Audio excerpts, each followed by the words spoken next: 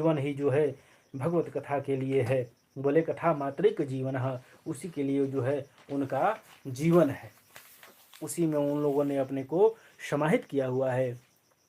बोले कथम ब्रह्मादीन मुख कुतश्चिंतातुरो भवान त्वरितं गम्यते कुत्र कुतश्चागमनं तव इदानीं शून्यचित्तोषि गद्विधो यथा जनः तदैदं मुक्तसंगस्य नोचितं बद्धकारणं। भो ब्राह्मण कथम दीन मुख। अब जब पास में आए नारद जी को देख करके जो है बड़ी प्रसन्नता हुई, लेकिन जब नारद जी पास में आए तो उनका मुंह जो है बना हुआ था। बने हुए मुंह को देख करके जो है सनकादि ऋषि परेशान हुए और उन्होंने नारद जी से पूछ लिया कि मुंह क्यों बना है, कारण क्या है।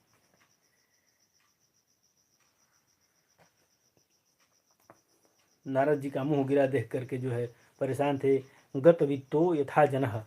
बोले तुम्हारा क्या चला गया है, मुख ऐसे काहे बनाए हो।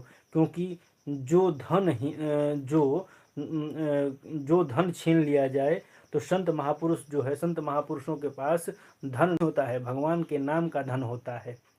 भगवान के नाम का धन जो है संतों के पास होता है और वह धन जो है कोई छीन नहीं सकता। तो हे नारद जी, आप क्यों दुखी हैं, आप क्यों उदास हैं, आपके मुंह पे जो है 12 क्यों बज रहे हैं, कारण क्या है इसका।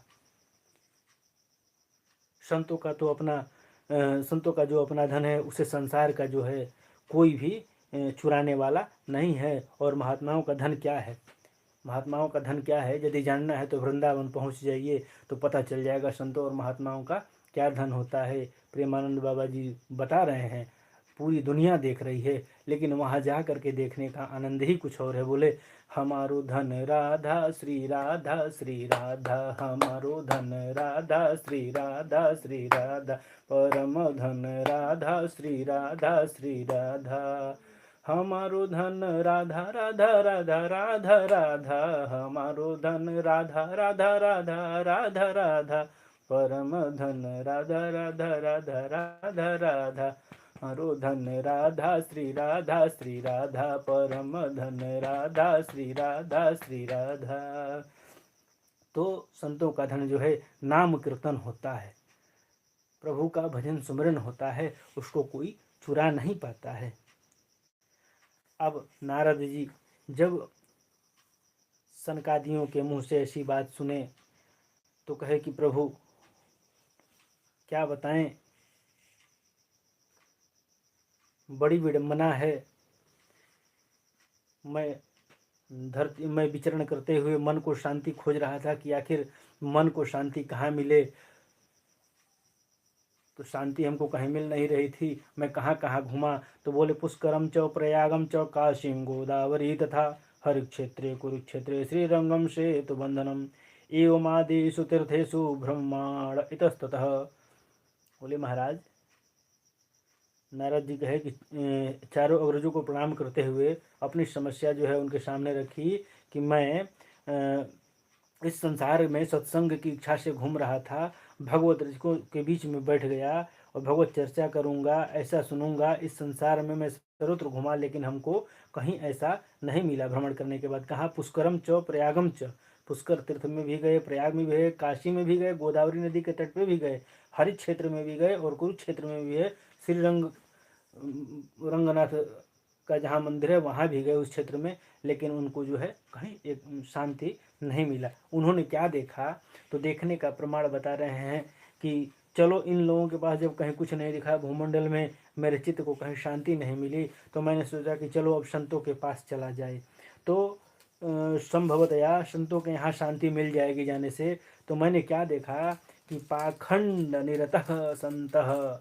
बोले पाखंड निरतः संतः।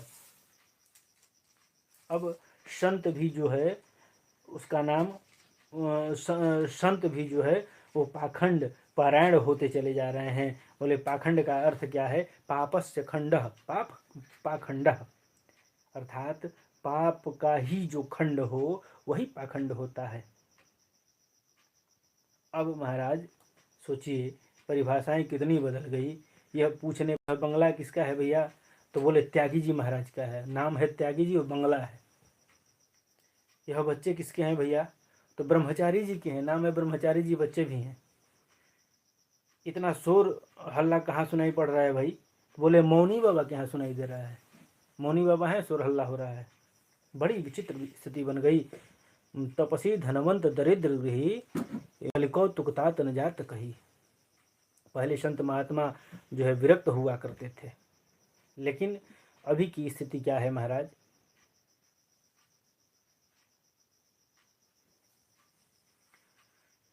अब जब उनको कहीं शांति नहीं मिली, खलबली मच गई, तब जो है मन में विचार के चलो थोड़ा गृहस्थों के घर में ही जा करके देख लिया जाए।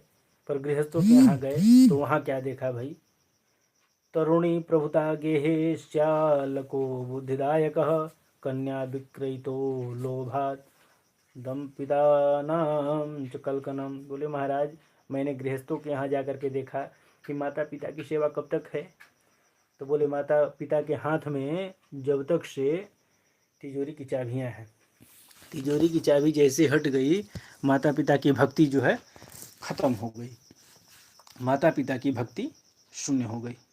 तिजोरी की चाबी जैसे अपने हाथ में लग गई, फिर माता पिता बाहर हो गए और हमारा काम जो है शुरू हो गया। अब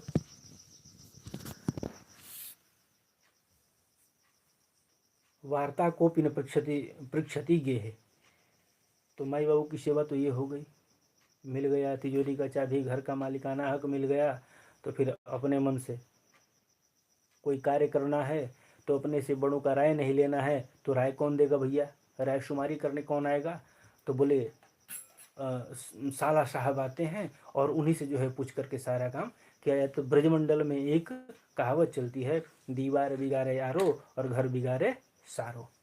बोले महाराज दीवार की शोभा जो है अलमारी बिगाड़ देती है, दीवार में जो अलमारी चुनी जाती है वो अलमारी जो है दीवार को कमज़ोर कर देती है, और घर बिगाड़े सारो।